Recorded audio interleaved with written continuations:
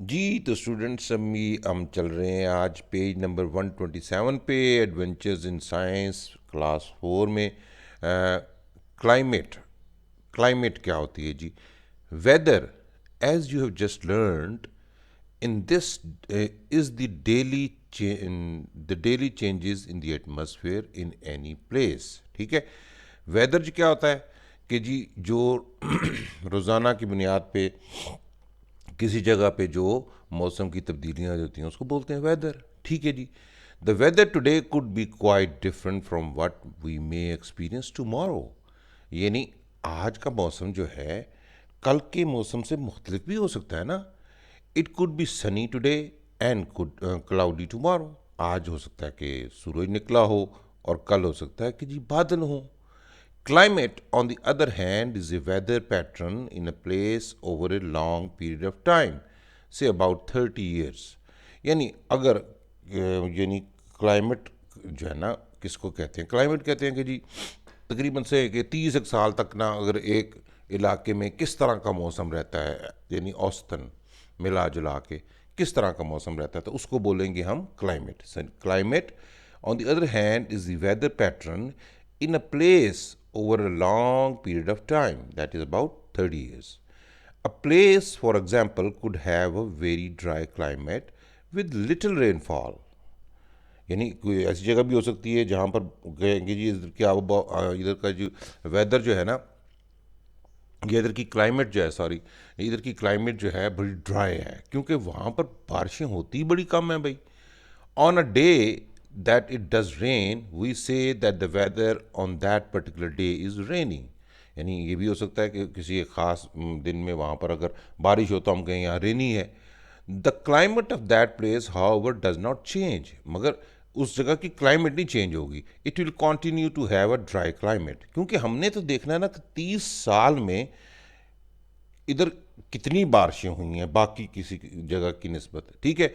तो अगर बाकी जगह पे मिसाल के तौर पे हम कहते हैं कि जी 100 हुई हैं बारिशें और यहाँ पर हुई हैं 5, तो हम कहेंगे ये जी ड्राई है, क्योंकि बाकी इलाकों में 100 के करीब अगर बारिशें होती हैं तो यहाँ 5 बारिशें होती हैं भी एक उसमें साल में, तो ये हम कहेंगे ये तकरीबन ड्राई मौसम है।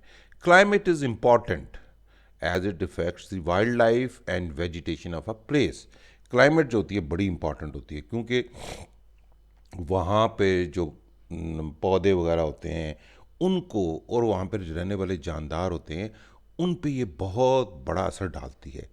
To know the difference between weather and climate, remember the climate is what you expect, like a very cold winter.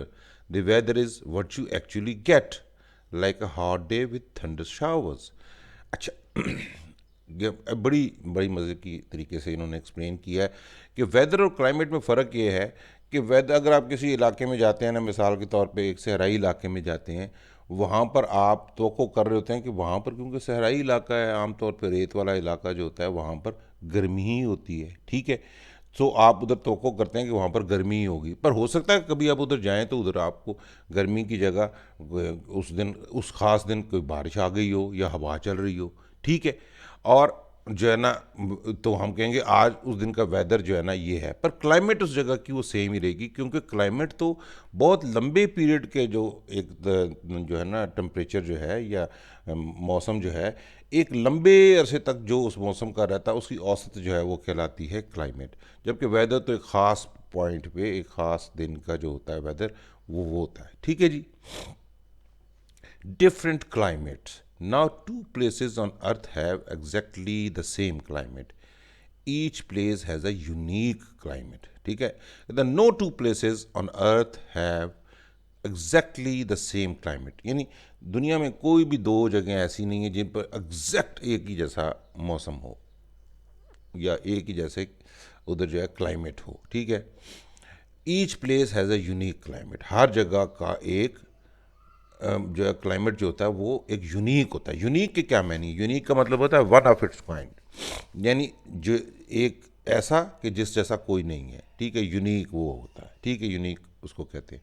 The climate depends on the temperature and precipitation in that place over many years. ठीक है। ये many years वाला बड़ी important चीज़ है। Climate जो है वो depend करता है कि कहीं कहीं का दर्जा हरारत यानी टेम्परेचर या उधर नमी का तनासब परसिपिटेशन जो है कितने सालों तक कैसा रहता है, ठीक है। Scientist find out the climate of a region by recording the weather conditions over a long period of time and then finding the average.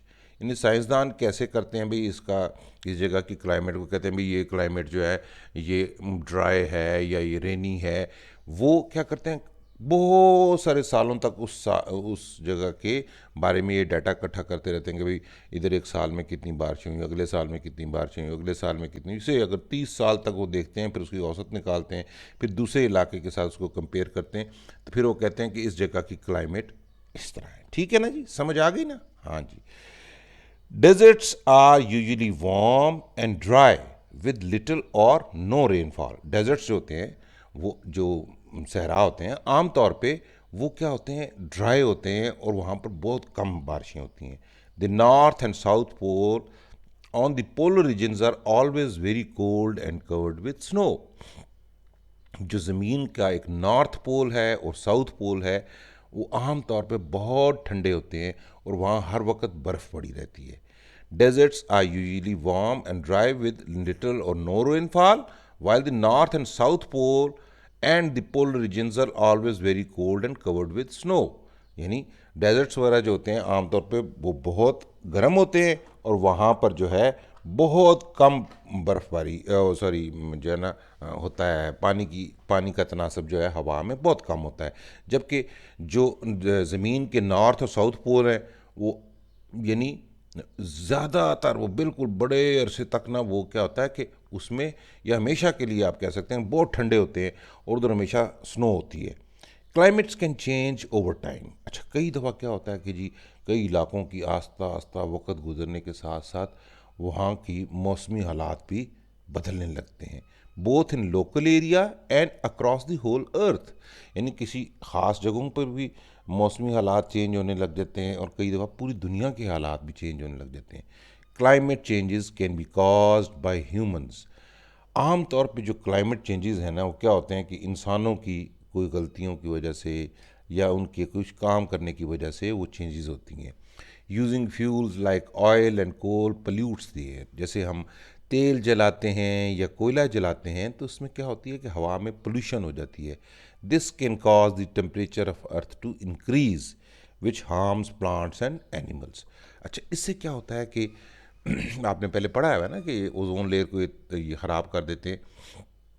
तो जब हम ये नेचुरल जो होते हैं फॉसिल्स जो होते हैं या हम फॉसिल फ्यूल्स को जलाते हैं, जैसे जैसे तेल है या कोयला है, जब इनको हम जलाते हैं तो क्या करते हैं कि ये ज़मीन का टेम्परेचर बढ़ा देते हैं, ज़मीन का टेम्परेचर बढ़ा देते हैं, जिससे क्या होता है कि जी पौधों और जानवरों को नुकसान हो सकता है। फैक्टर्स अफेक्टिंग द क्लाइमेट, यानी कौन से अवामिल हैं, कौन सी चीज़ें हैं जो कि क्लाइमेट को जो है ना इफ़ेक्ट करती हैं या कम या उस पर असर डालती हैं।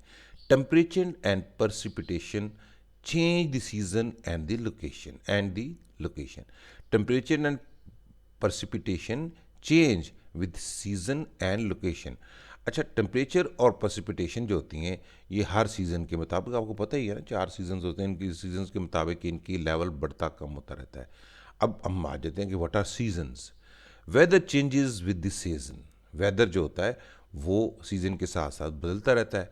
This is because of the movement of the earth around the sun. ये तो आपको पता ही है, ये इसलिए चेंज होता रहता है कि जी ज़मीन की जो मूवमेंट है अर्थ के इर्द गिर्द, उसकी वजह से सीजन्स जो है ना वो आते हैं। We know that the earth is tilted on its axis. Earth जो है वो थोड़ा सा एक साइड पे झुकी हुई है, टिल्ट हुई हुई है ऑन इज एक्सिस। ठीक है, ये आपको थोड़ा सा मजीद मैं फिगर में भी बताऊंगा, अभी सिर्फ पढ़ते हैं फिर उसके बाद एक्सप्लेन भी करते हैं।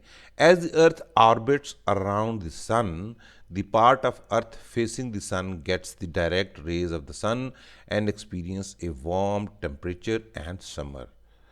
यानी जब किसी ज़मीन का कोई हिस्सा जब सूरज के सामने होता है तो वहाँ पर डायरेक्ट पड़ती हैं सूरज की शुआएं और वो थोड़ा सा उसमें मौसम थोड़ा सा गर्मी हो जाती है, गर्मियाँ आ जाती हैं। The part away from the sun has cooler temperature and winter. जो हिस्सा सूरज की छाँव से परली तरफ होता है, ज़रा दूर होता है, तो उसमें क्या होता है निस्बतन जिन इलाकों में दर्जा हरारत या टेम्परेचर ज़्यादा होता है उसकी निस्बत वहाँ पर दर्जा हरारत कम होता है और वहाँ पर सर्दियाँ होती हैं।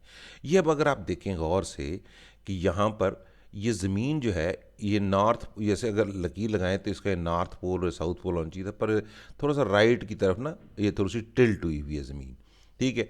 अच्छा, अब ये ज़मीन जो है यूं घूमती है सूरज के गिर्द, तो जो भी ज़मीन का पोर्शन जो है ना सूरज के सामने आता है तो वहाँ पर गर्मी होती है, और जो यानी इस साइड पे सर्दी होगी जो ब्लैक वाला साइड नज़र आ रही है, और जिस साइड पे ये रोशनी नज़र आ रही है वहाँ पर गर्मी होगी।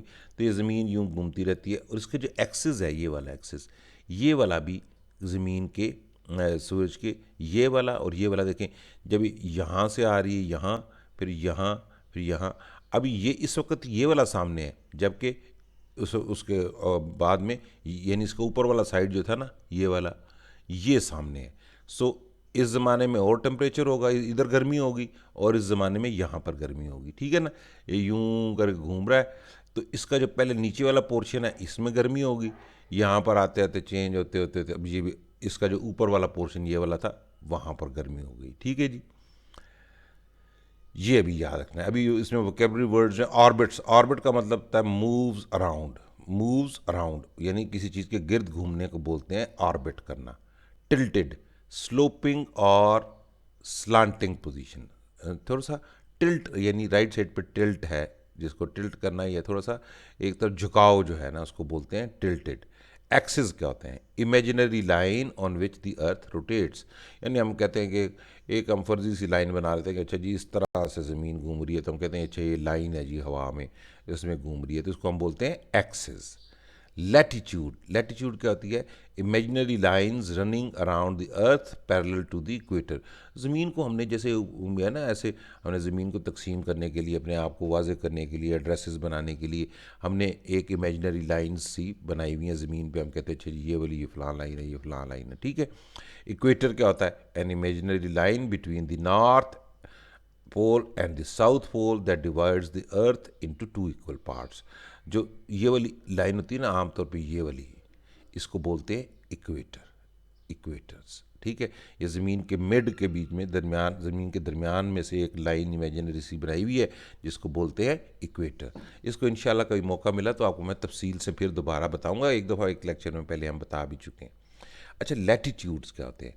Y is it always warm at or near the equator?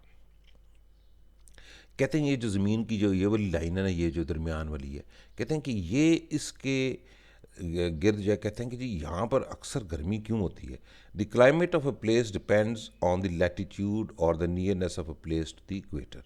यानी आम तौर पर जो मौसम होते हैं ना, वो जो इक्वेटर के करीब जो होती हैं ना, उसके करीब होने और दूर होने की वजह से उसमें टेम्परेचर में असरात होते हैं।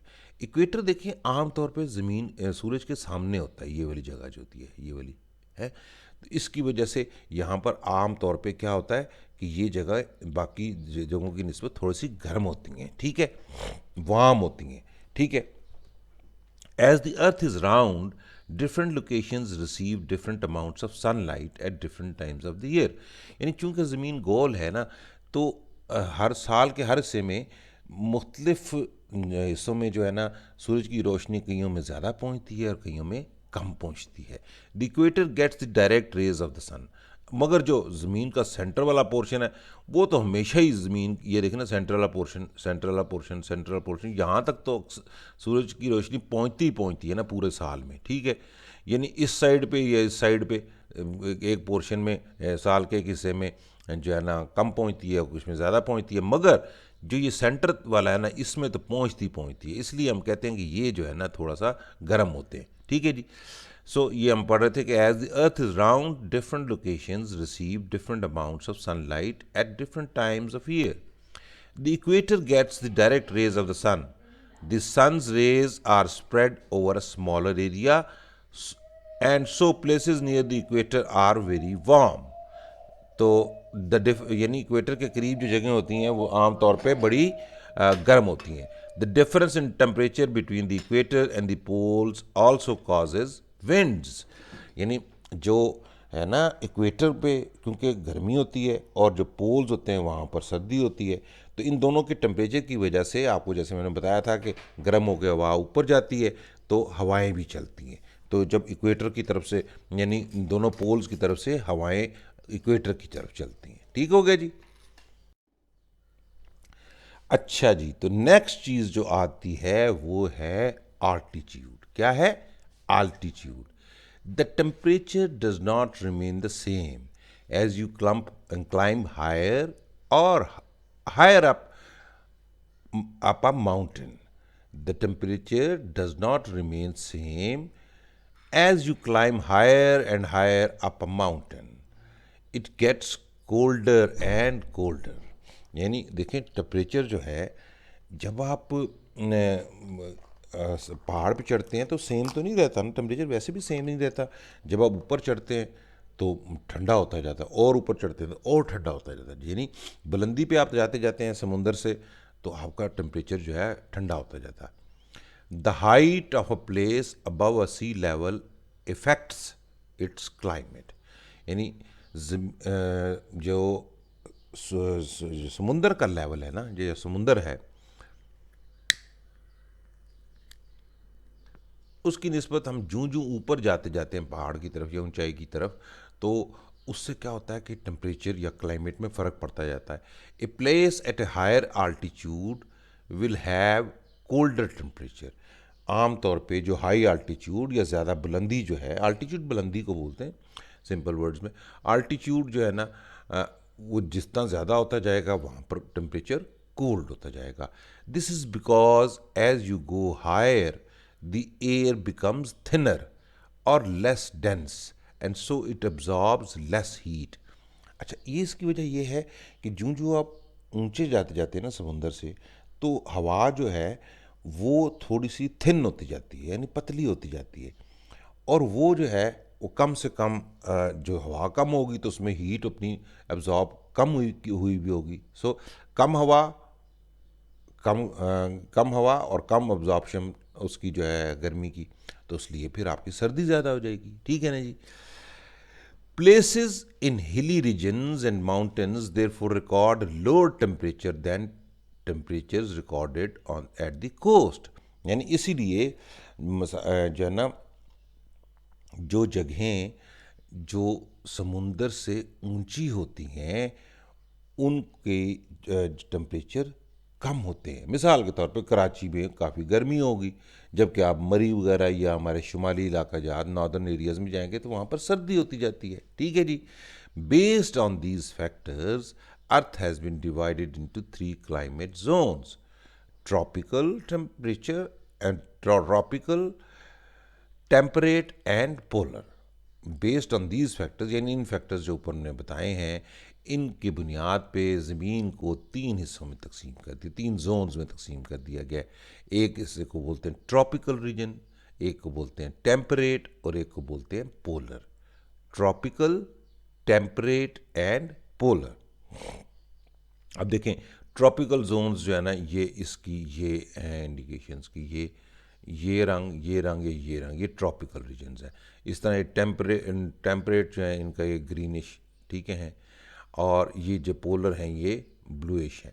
देखें नॉर्थ और पोर्थ की तरफ, नॉर्थ ये देखें साउथ पोल या नॉर्थ पोल, इनकी तरफ ज़्यादा आपको ब्लू नज़र आ रहे हैं ना, क्योंकि ये ठंडे रीजन्स हैं। अब जबकि ये ट्रॉपिकल जो है ना वो कौन से हैं, समुंदरों के करीब करीब हैं आम तौर पे, ठीक है। और टेम्परेट जो है ना ये क्या है, ये मैदानी इलाके आम तौर पे जो है ये वो होते हैं टेम्परेट जोन्स जो है। डिस्टेंस फ्रॉम द ओशन यानी समुंदर से फासला। Oceans and seas affect the climate of a place.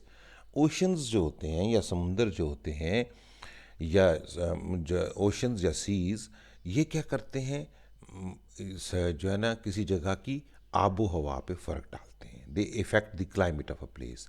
The water in the oceans heats up and cools down slower than the land. यानी ज़मीन की नस्बत पानी जो है जल्दी गर्म होता है और जल्दी ठंडा हो जाता है। This is why places located near the coast are cooler in summer and warmer in winter than the places that are located inland at the same latitude और altitude.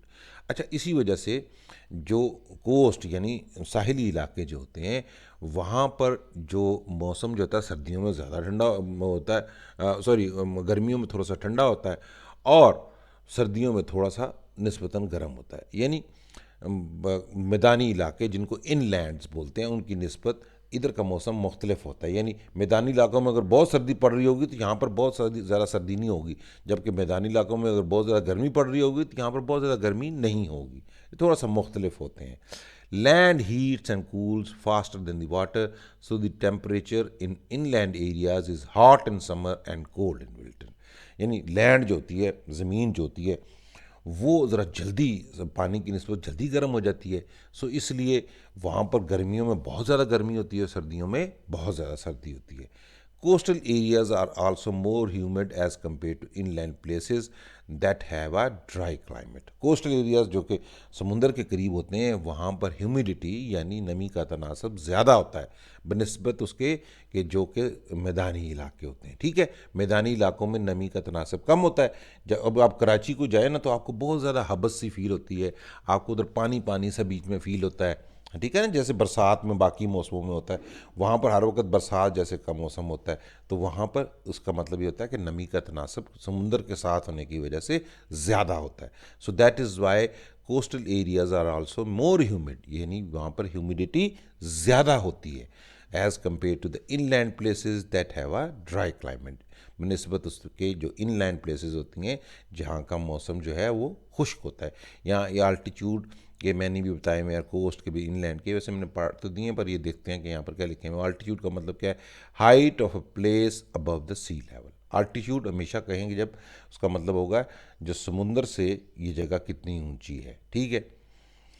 Coast land along the ocean or sea, यानी जो कि ज़मीन है समुंदर के साथ साथ जो ज़मीनी इलाका होता है उसको बोलते हैं coast. Inland land far from the ocean or water bodies, यानी वो जगह जो कि दरियाओं या समुंदर से दूर होती है उसको बोलते हैं क्या?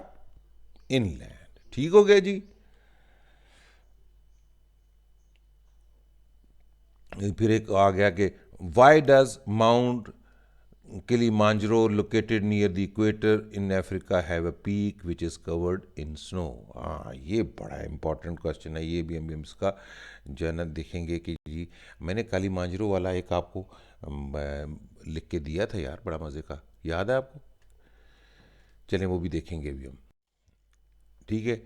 Coastal areas are cooler in summer than inland areas, ये भी देखें कि ये समर्स में कोस्टल एरियाज जो गर्मियों में जो होते हैं कोस्टल एरियाज उधर गर्मी ज़रा कम होती है। ठीक है।